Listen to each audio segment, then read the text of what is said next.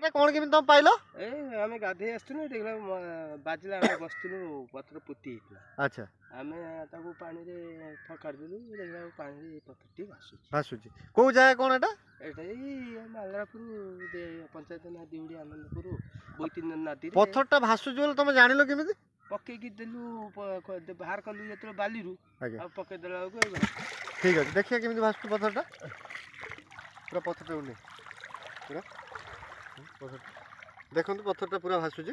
ଏଇଠି ଗୋଟେ ବି ପଥର ଅଛି ଏଇ ଦେଖନ୍ତୁ ଇଏ ବୁଡ଼ିକି ରହିଛି ଦେଖନ୍ତୁ।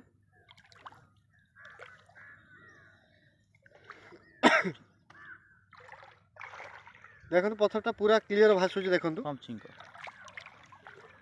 ଦେଖନ୍ତୁ ପୁରା ଟୋଟାଲ ଭାସୁଛି ପଥରଟି। ଏ ପଥରଟା ବି ଟିକେ ଦେଖାଇ ଦିଅନ୍ତୁ ସଦାଇ। ଦେଖନ୍ତୁ ଏଟା ବୁଡ଼ିକି ରହିଛି ପଥରଟା ଦେଖ।